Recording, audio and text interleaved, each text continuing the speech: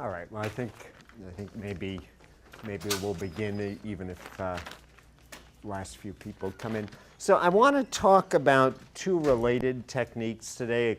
They're related in pulse sequence. They're completely different in what they do. One of them is TOCSY, and one of them is ROESY. So TOCSY is a correlation experiment. It stands for Total Correlation Spectroscopy.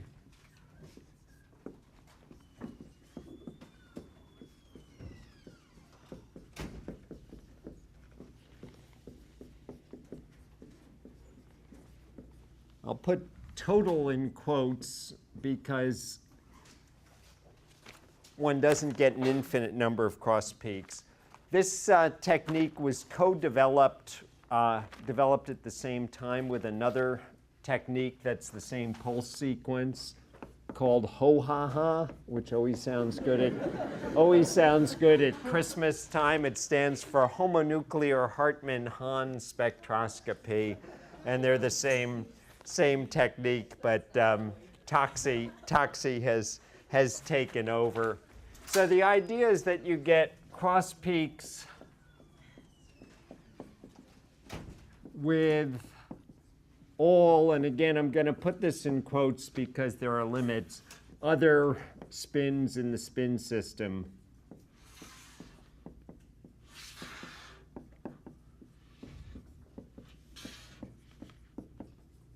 And so what this technique is it's like a super cozy. I mean, I'll give you a really simple example here. If we have propanol, and that was sort of the sketch of the molecule when I gave the first intro to 2D spectra. If you have propanol, cozy will link your methyl group to your central methylene, and it'll link the central methylene to the next methylene, and assuming the OH is exchanging rapidly, that won't be linked in there. What TOCSY will do, since all of these groups are in the same spin system, is TOCSY will also link the methyl group to the terminal methylene. And where TOCSY really, really shines, there are sort of two different situations that TOCSY really shines. In the small molecules realm, where TOCSY really shines is in situations of overlap. And I've been pretty good about giving you spectra where there's not too much overlap and you can walk your way through cozy. But sometimes you'll end up with peaks overlapping on other peaks, and you simply stop being able to walk your way through. And so you look and you say, hey, what's going on here? I can't figure out my way all the way through. So I'll just give you a couple of hypothetical examples that maybe illustrate my thinking on this of a case where you might have overlap. So like if you take a molecule pentanol and we think about where things typically show up at it, we'd say, all right, plain vanilla methyl is 0.4. A methylene that's next to an oxygen, say, is at 3.5 parts per million. A methylene that's beta to an oxygen, that's going to be, I don't know, somewhere around 1.9 parts per million. But by the time you get down to this methylene chain, bless you, you're going to have your methylenes pretty much unperturbed, both at about 1.4 ppm. In other words, if you go into the cozy spectrum, you're going to get into a quagmire right here where you have trouble tracing your way through the cozy spectrum. And so those types of issues, if you've got multiple spin systems in the molecule and you're really trying to figure out what your fragments are, those types of issues can be problematic. And so again, let me give you a molecule and just sort of talk about typical chemical shifts. So if we'd say, all right, an ester, a methylene next to an ester, I usually think 4.1 ppm. Plain vanilla methylenes, I think about 0.9, methyls, I think about 0.9 parts per million. A methyl group that's beta to a carbonyl, I think about, say, about 1.1 parts per million. In other words, it's beta to an electron withdrawing group, so it's at the plane position shifted down by a couple of tenths of a ppm. But then if you think about a methine that's, say, beta to an oxygen, normally I think about a methine maybe at 1.9 ppm. but by being beta to an oxygen, maybe it'll be at about 2.4 ppm. And normally I'll think of, say, a methyl group as next to an ester as being about 2 parts per million, but if it's a methylene group, it'll go down by another about 0.4 parts per million. So you could easily see how a molecule like this might have 2 spin systems where when you try to trace your way through, you get caught up. And so if everything overlapped at 2.4, it would be really hard in a cozy of a molecule like this to distinguish this spin system from this one. In other words, to try to walk your way through and see if this methyl was part of a different spin system than this methyl over here. And TOCSY is extremely good at doing this. The other thing that TOCSY is good at, there's a parameter that's very important in TOCSY called the spin lock mixing time.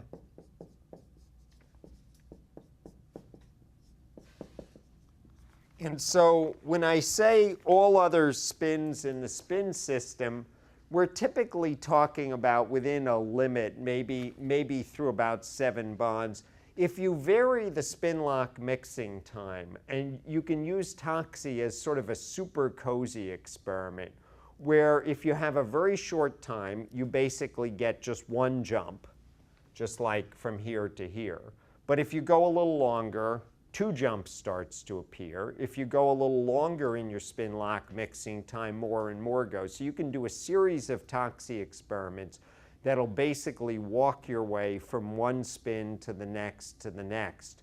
And what's good is if you have a region where there's overlap and then a region where there isn't overlap, so like the overlap might be at 2.4 in this molecule, and the region that doesn't have overlap might be at, say, 1.1 and 0.9, you can go ahead and walk along those TOCSY tracks and see who the coupling partner is for each, and then do longer and longer mixing times to pick them all out.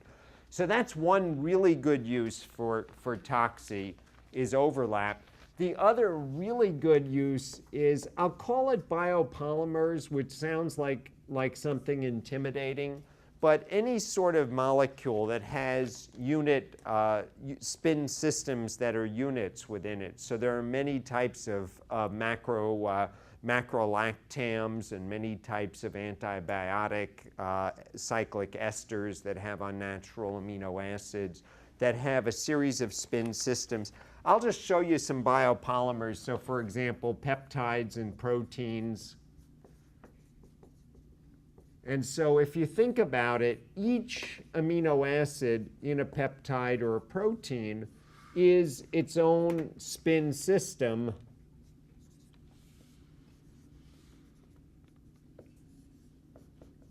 And so forth, where each unit comprises a spin system. And so you can pick out all of these spin systems and basically very quickly assign all of the resonances in a polypeptide. And we'll do an example of this with a cyclic peptide. Sugars are another example. We just saw Professor Peng Wu's seminar, and he was working with various types of oligosaccharides. And so each oligosaccharide, each monosaccharide unit is an isolated unit, and they're often very heavily overlapped. And so I'm just giving sort of a generic cartoon of an oligosaccharide structure.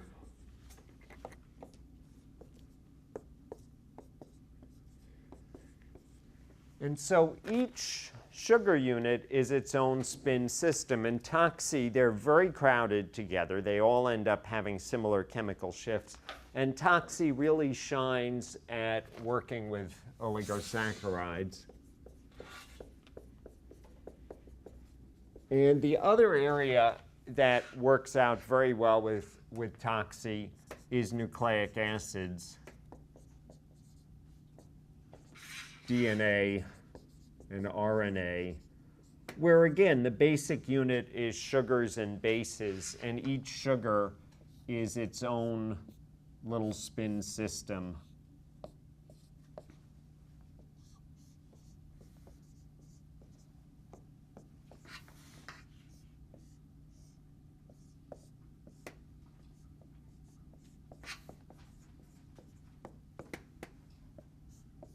So you have a nucleobase, and depending on if it's DNA or RNA, you'll have an OH at these positions. So I'll just put this in brackets. So again, all of these are representing kind of pieces of a biopolymer structure that might be useful for elucidating.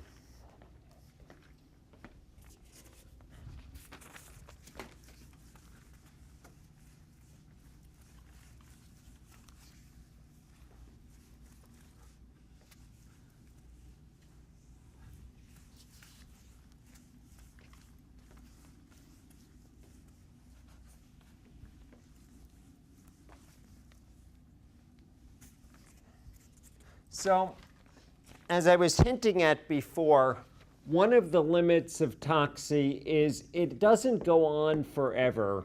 And so the limits are, I'm going to say, I always hate to put a hard number, about 7 bonds. So for example, what do I mean? I mean, let's say we look at the molecule lysine.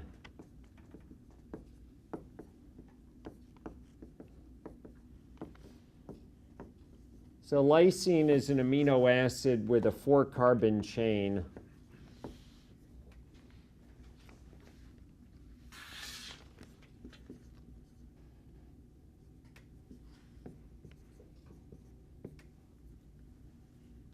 I'll put this as part of a biopolymer.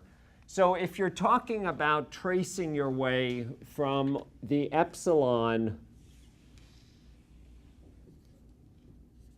carbon to the NH group, you're going through 1, 2, 3, 4, 5, 6, 7 bonds. That's about as far as you would go. And so in other words, you'll end up having this hydrogen, if you do it right, crossing with all of the methylenes along the way, giving cross peaks, as well as, if you do it right, the NH group, unless you do the experiment in D2O, in which case the NH group will have exchanged. So as I said, the key parameter is a mixing time. And typically, this is one of the experiments. The experiments downstairs that are like a COSY experiment or an HMQC experiment or an HMBC experiment, the parameters John Greaves gives you, if you take the sort of default 10 hertz HMBC experiment, that's going to be one size sort of fits all. In the case of a TOCSY experiment, you actually have to think intelligently about the experiment. Typical values are about 75 to 100 millisecond spin lock mixing time. And you'd want to go to the high end to pick up longer correlations. You might go up to, say, 200 milliseconds. If you go shorter, particularly if you're down sort of in the, let's say, 25 to 75 range, you'll be using the experiment as kind of a super COSY, but one where you can walk your way from one bond to the next to the next. Now, one of the implications for your own project is that with strychnine is because strychnine has some really extended spin systems, you may not be able to trace your way through all of the spin systems, but you'll be able to get part way. The other limitation, so one limit is the number of bonds. The other limit is your coupling basically proceeds directly depending on how strongly things are coupled. In other words, if you have a very small j, that can lead to an absence of cross peaks.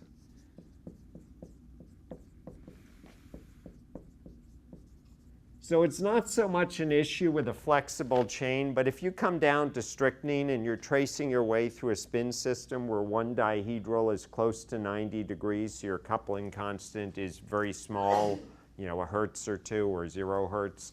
If you have a really small coupling constant, TOCSY may not take you through. Basically, you need to have some reasonably large coupling. So you may see things behaving as if they're isolated spin systems or nearly isolated spin systems. So at the end, now the nice thing about TOCSY, as I said, is it's very good at dealing with overlap. And I'll show you in just a moment an example where you just would be struggling like crazy by COSY, and we're going to assign, a zillion different protons in one fell swoop. There's an alternative that's extremely powerful, and we'll talk about it in the last week of class, and that's the HMQC TOCSY. So TOCSY works as long as you can find some regions where there aren't overlap, and you can get like one resonance that isn't overlapping. But if you've got really bad overlap, you may even have trouble tracing your way through with TOCSY. HMQC TOCSY is a variant that's like TOCSY, but it has the dispersion of the C13 dimension. Remember, C13 resonances, because you have 200 ppm, end up having very little overlap. And so the dispersion can be very, very powerful.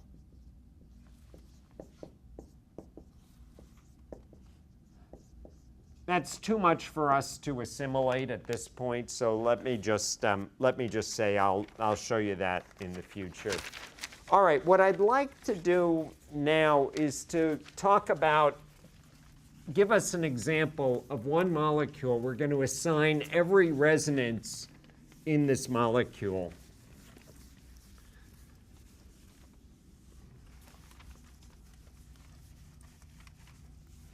And the molecule is gramicidin S. It's an antibiotic.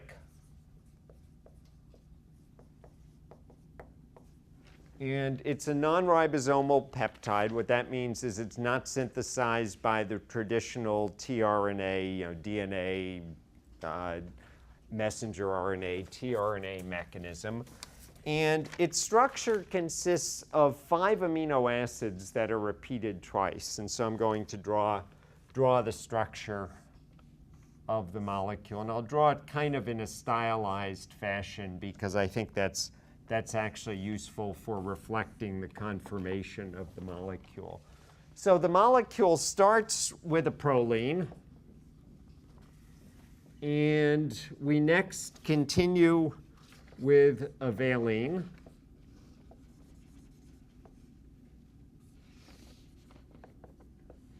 And we next, it's a non-ribosomal polypeptide. So we next have an call it unnatural amino acid, but it would be better to say non-proteinogenic or non-ribosomal amino acid. And so the next one, I'll label this as valine. The next one is ornithine. Ornithine's like glycine, except instead of having a 4-carbon chain, it has a 3-carbon chain, so 1, 2, 3. The next amino acid in the molecule is leucine.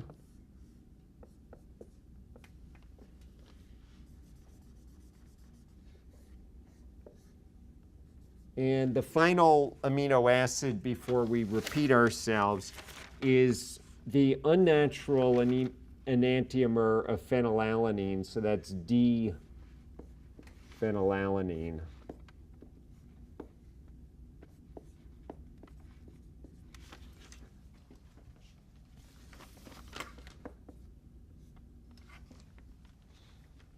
And so that's half the molecule. And then the molecule repeats itself. So let me write leucine up here. Then the molecule repeats itself. And so now we're going to continue around with proline.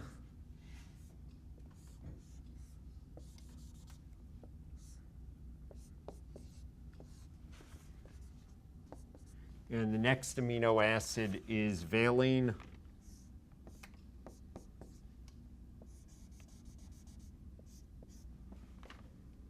And then we come to ornithine once again.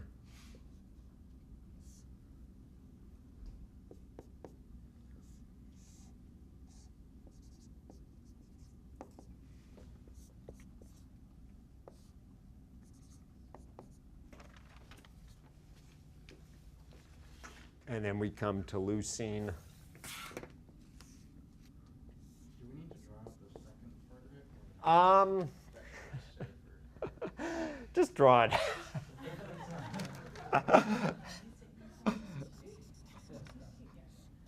If you don't want to draw it out, that's fine too. Do you have anything better to be doing right now?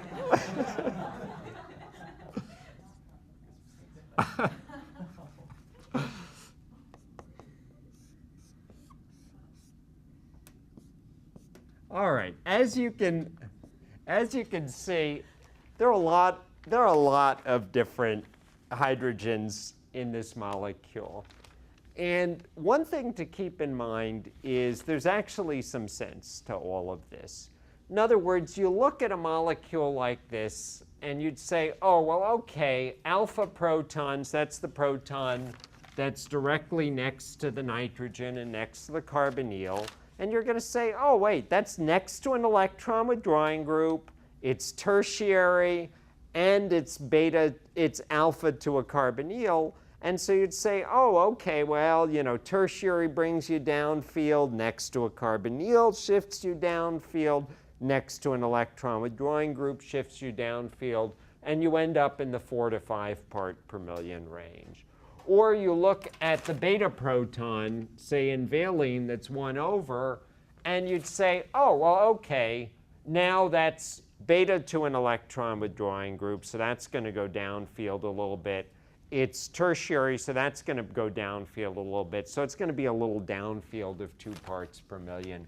Or you look at the gamma protons, the ones on the methyl groups, and you're going to say, oh, okay, those are methyl groups that aren't really near to anything, so those will be like 0.9 or maybe 1 ppm. And so similarly, we're going to have alpha, beta, gamma, delta for the ornithine, and we'll have alpha, beta, gamma, and delta for the leucine, and alpha and beta, and then all the phenols, which if you wanted to, you could call them delta, epsilon, etc. And then similarly for the proline, alpha, beta, gamma, and delta. So we start to make some sense of this. Now, one thing that's nice, even if you're not an expert in this area, even if you don't do this stuff a lot, what's nice is, okay, you can always sort of look up where things typically show up.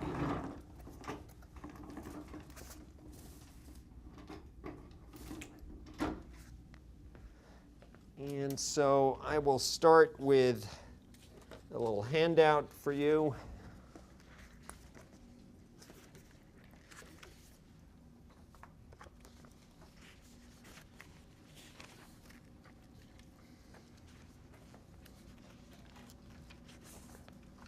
And basically, what these data that I'm passing out is really just what we've intuited when I started to go through the valine there with an example.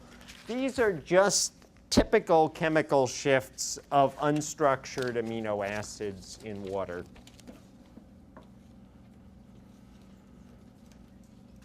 By unstructured, I mean not part of any sort of alpha helix or beta sheet.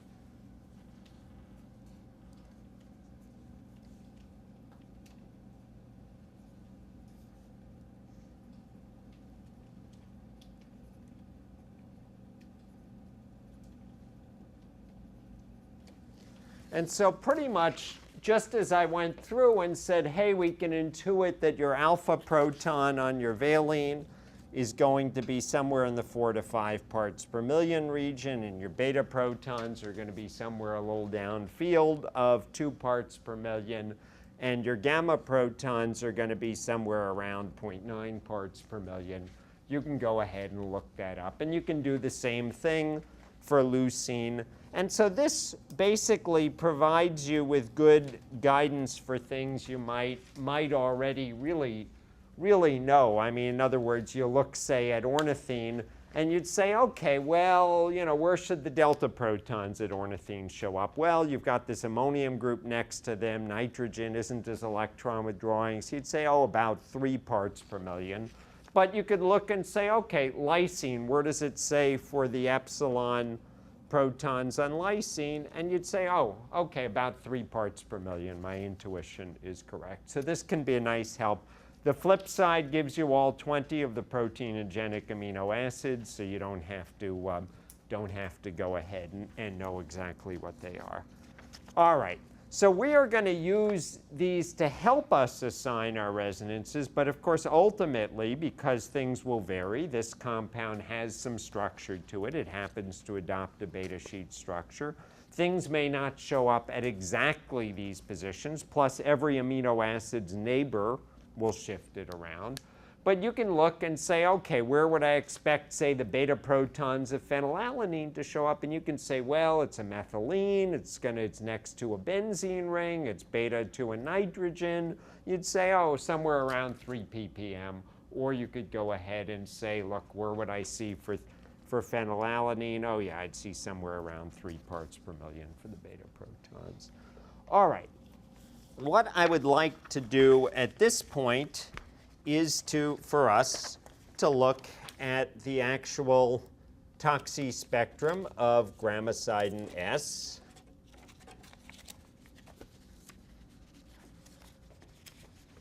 And so to answer your question, yes, the structure is written out. So if your drawing really did look like a disaster, then you have it here, but then you'll have to keep flipping over and over again to keep labeling our resonances.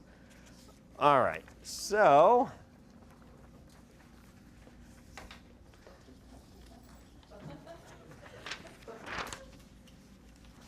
what's funny? It's only good for 1 laugh. It never gets 2 out of people.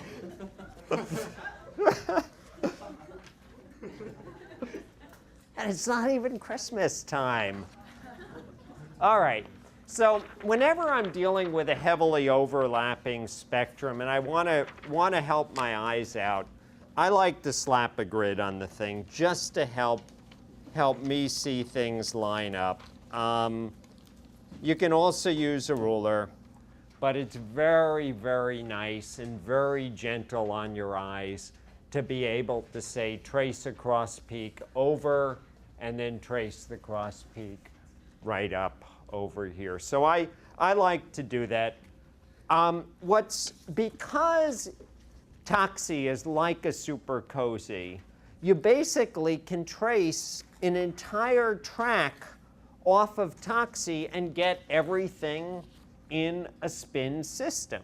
Now remember, a spin system isn't always the whole amino acid. So for example, in phenylalanine, the benzene ring is 1 spin system that's separate for all intents and purposes, not coupled to the alpha proton, the beta proton, and the NH proton. I'll even draw in my NH. So this happens to be a spectrum in DMSO. So this is in DMSO D6. And this particular one happens to have a 78 millisecond spin lock spin mixing time. Now, one thing about molecules with NHs and OHs, those generally exchange rapidly. So if I took a spectrum in D2O, we would just see an HOD peak like we did in our hydroxyproline problem. We just see HOD. But in DMSO D6, the protons don't exchange, so you're going to have NHs and so forth there. If you want to see your NHs in water, you can actually do an experiment where you use 90% H2O and 10% D2O for locking. So most of your protons, 90% of your protons stay as NHs. And then you use water suppression because you're working with millimoles of compound in 100 molar water, 50 molar H2O and 100 molar of protons. All right, so let us start and let's look at the anatomy of the spectrum. So the anatomy of our spectrum, and I'll show you along this axis, your alpha protons are over here, your methyls are over here. Your NHs are over here. This is your phenyl group, so I'll label it. We'll put all of our labels here. So this is our phenyl group from the phenylalanine. And let's see, you've got some betas and gammas and deltas over here. So.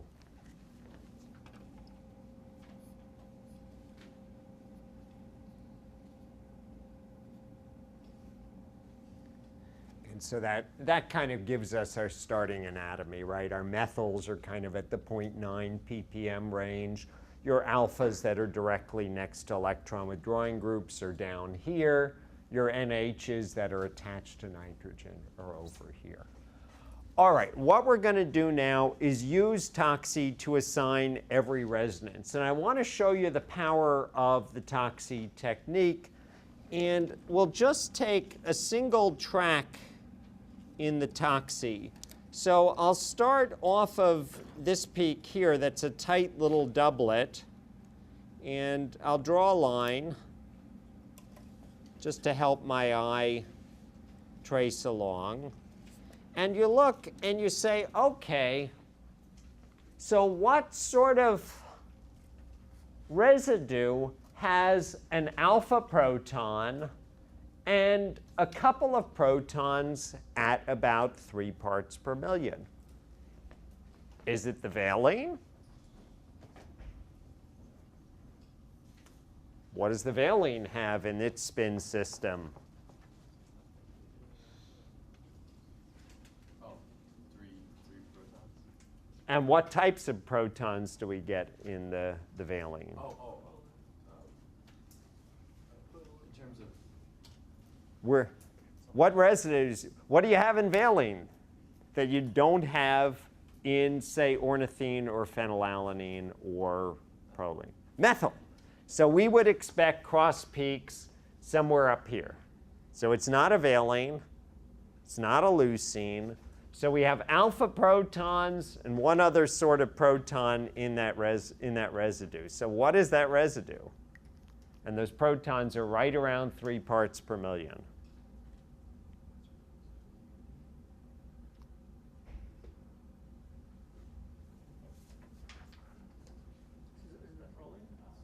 So phenylalanine, because we just have 2 other protons, the 2 diastereotopic beta protons. So you trace your way up here, and in this cluster of 3, which we could expand upon, is your phi alpha, and you trace your way up here, and here are your 2 diastereotopic phi betas. And you can kind of see the ABX pattern of one of the phi betas tenting into the other. So that basically assigns one of our residues. All right, let's go on to another one. Let me take this TOCSY track.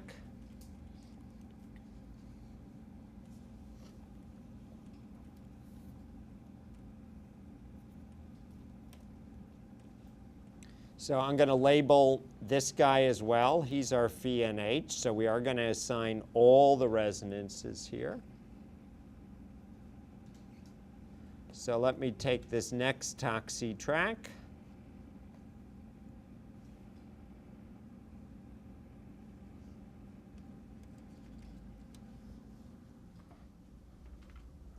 So what does this cross peak tell us? Methyl.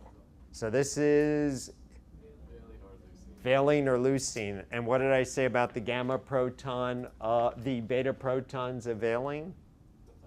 Methine, typically, it's beta to an electron withdrawing group, so it's typically about 2, a little further downfield than 2. This is our leucine. So this is our phi NH, this is our leu NH, so I'll just trace that up to here on the diagonal. So there's our leu NH. So our leu methyls are hiding right in this cluster here. So that is our leu deltas. And then our Lu betas and gammas are lumped together over here.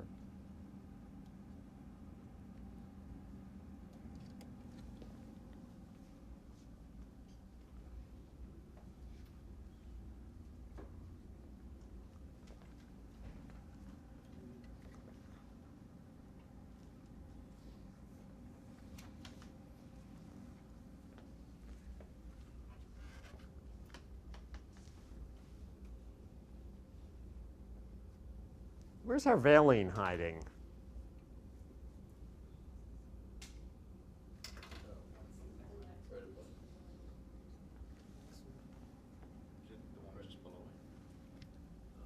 Yeah, the one just below it. Look at that. Sneaky devil. Sneaky devil. That valine NH is hiding right under the phenyl group, and you wouldn't have known it except that darn phenyl is not part of a spin system with methyl groups. And here we see the cross peak for our valine gamma protons, the methyls. And here's the cross peak for our valine beta proton. And look at that. That valine beta proton has a nice splitting pattern because it's a hydrogen that's split by the methyls and also split by the methine. It actually ends up being a doublet of septets, if you want a technical analysis for it. And hiding under here is our alpha proton. Oops, I meant to mark. I marked our Lu betas and gammas. I marked our Lu NH. And so if I trace up here, that guy is the Lu alpha. So I'm going to label him because we are going to victoriously assign every resonance here. So okay, we've got our Lu alpha. Now let's go on and we'll do our valine TOCSY track.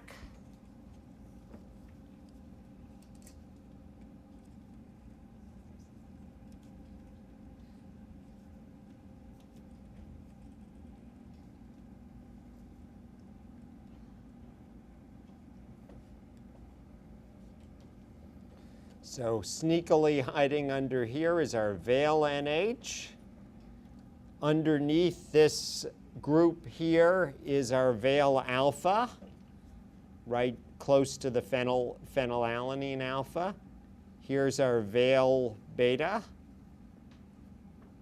And underneath the methyl cluster, a little bit off on the side if you trace your tracks, is your Val gammas.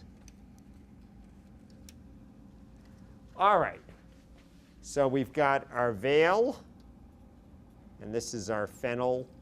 All right, so what do we have left to trace out? So we've got one more. This is the whole NH region here. So we've got one more NH, but something's funny. Something's funny about this.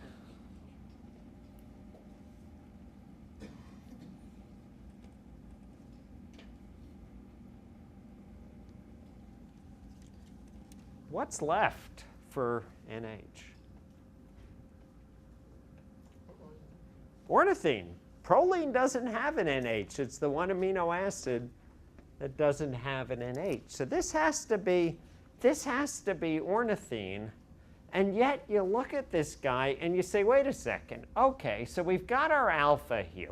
This has to be ornithine here.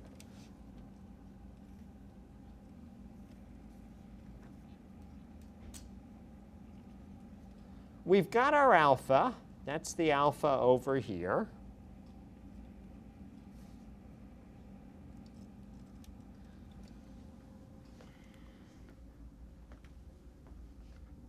We've got a bunch of stuff over here, but remember what I said, the delta of ornithine is like the delta of lysine. It's like the epsilon of lysine, right? It's next to an ammonium group. It should be at about 3 parts per million. We don't see a track for it. Now we're doing a 78 millisecond spin lock time. And remember, I said the longer the spin lock time, the more jumps you can make. But of course, there's the big caveat. If you go too long, you've got relaxation. You're also putting a lot of power into the spectrometer for the spin lock mixing, so you can't go too long or you're going to be turning your sample into cooked eggs. You're going to be heating it up with all the radio frequency radiation. So you have to go 6 hops to go from the from the NH of ornithine to the delta protons of ornithine, and we're not quite going there in 78 millisecond spin lock mixing time. So normally if you go there, you see the same tracks repeated again and again. So for example, you get a TOCSY track for the phenylalanine alphas, where you can see here, you get on the phenylalanine, you get the betas, and you'll get the alpha proton here, and then the NH over here. But here, we're not getting all of our cross peaks. So we're getting our ornithine, you're getting your ornithine betas and gammas. They're right under here. But not your ornithine epsilon. But look what happens now. If we haven't gone all the way through, I can just pick a different TOCSY track. So if instead of starting at the ornithine NH, I start at the ornithine alpha proton, now, look, you get one more cross peak. So you still have this cross peak here. But now we get one more, and there's our missing orn delta protons. And so the orn delta, if you trace it up, traces up right underneath over here. So it's right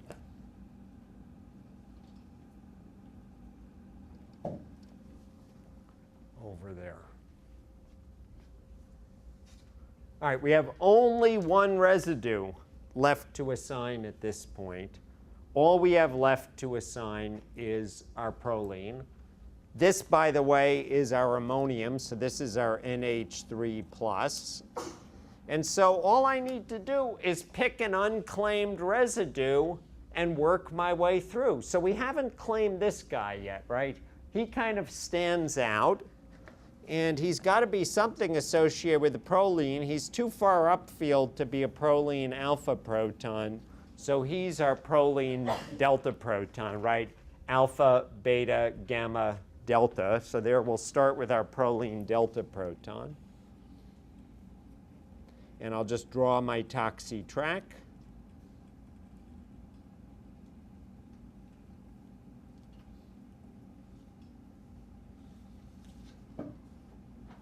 Proline, of course, doesn't have an NH, so we have nothing out in the NH region.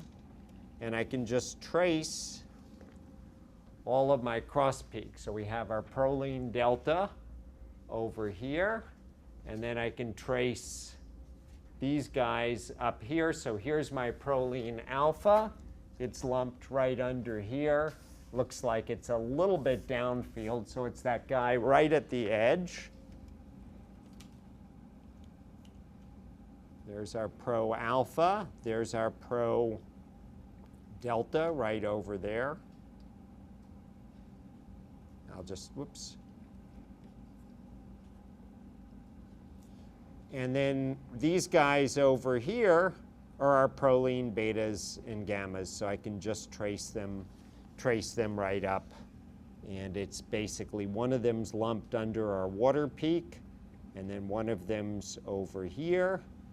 And then the last one is kind of right over here. And so these guys are our pro, beta, and gamma.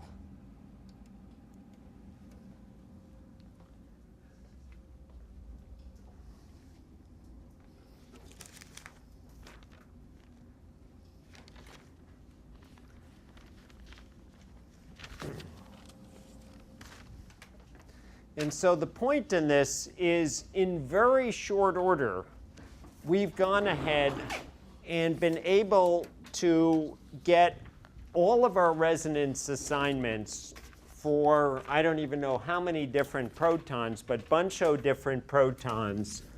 And it was a lot less painful and a lot more quick than trying to trace our way through a COSY. And in a COSY, in that region with the betas and gammas where things overlapped heavily, we would have been completely stumped. We would have traced our leucine methyls into the beta and gamma region and never been able to trace our way over to the leucine alpha or the leucine NH proton. We would have been lost. So this is a very nice example of how TOCSY deals with overlap. All right, the last experiment I wanted to present is ROSY. We've already presented NOSY. NOSY is a 2D NOE experiment.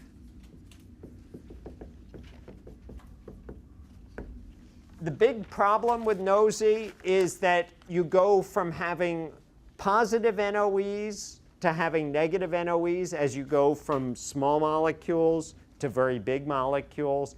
In that intermediate range, molecules of, say, molecular weight of, let's say, about 1,000 to 1,500, you often have 0 NOEs. And what ROSY is NOEs in the rotating frame. It's rotating frame Overhauser effect.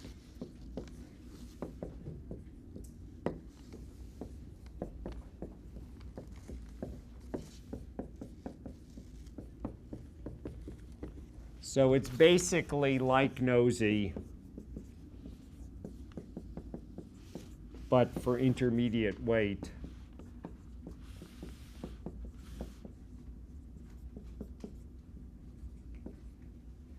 It's actually the same pulse sequence as a TOCSY. It uses a different level of power in the spin lock mixing. And so it's good when you have molecules that have 0 NOEs. So I want to go ahead and show us the Rosie spectrum for grammacidin S. And Rosie is particularly good for dealing with stereochemistry and conformational analysis, just as we use NOEs to deal with stereochemistry and conformational analysis and proximity. You can use Rosie for the same thing. So I'll show you an example, and I'll show you one little highlight. So here's our, oh, and I should give you your next handout. And actually, I'll give us 2 handouts so I can finish us up here. So this is what I'm handing out right now is the Rosie spectrum of grammacidin S, and I just want to show you what it's showing about the conformation of the molecule. And then what I'll do is just give us a little hint on the upcoming homework set where we'll use Rosie and TOCSY.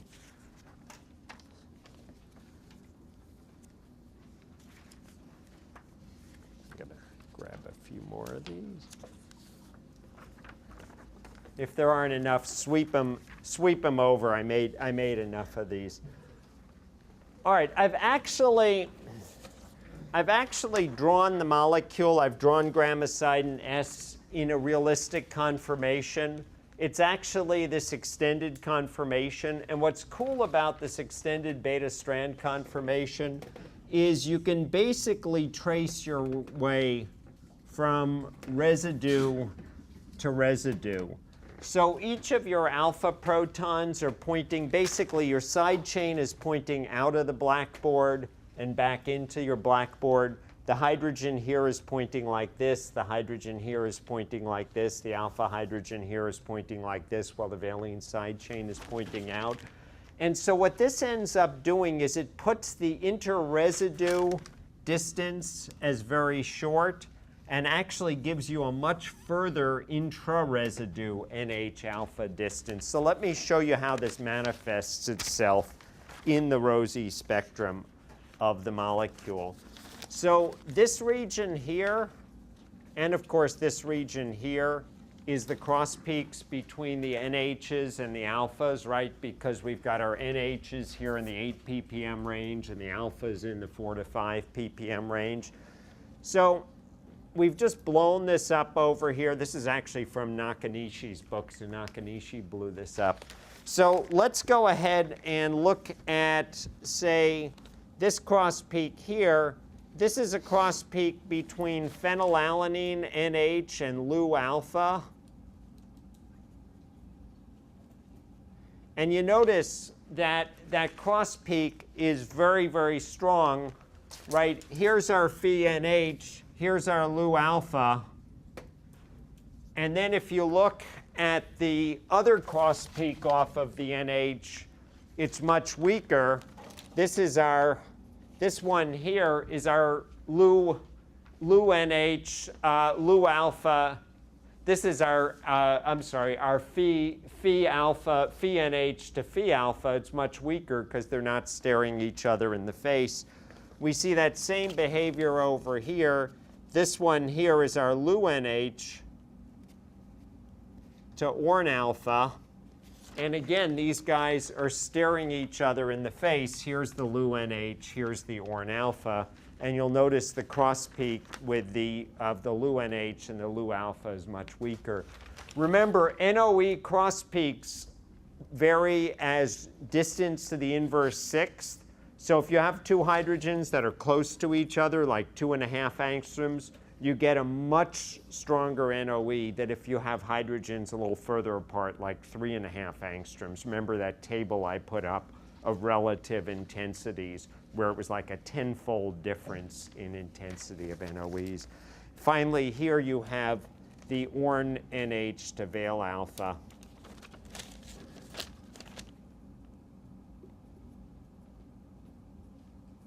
And so that's this one right over here. So you can see this sort of extended beta strand conformation of the molecule. Okay, you're going to use this exact same type of analysis in your homework to assign all the residues in this molecule, which forms a hydrogen-bonded dimer. And I want to give you a couple of little hints on it. One of the little hints is in assigning your resonances, you'll be able to identify these methylenes, this methyl and methylene. You'll be able to use NOEs to walk your way over. You'll be able to use COSY and TOCSY to walk your way through the aromatic ring systems. You'll be able to look for hydrogens that are close to each other across the ring and see evidence of dimerization in your structure. Of course, if you have two hydrogens that are symmetrical, you won't see a cross peak between them because they're one resonance. Anyway, go ahead, have fun with this. You will actually be able to apply these same skills to basically work your way through the spin systems, do the TOCSY to get all of your assignments, and then do the ROESY to go ahead and figure out which hydrogens are close to each other. Why don't you see the ones in the middle? You can't see a proton with itself, because if you have a hydrogen at 4 ppm, and it's the same hydrogen at 4 ppm, you can't get a cross peak. So those two are symmetrical. All right, so that'll be something you'll be doing I guess, over the weekend.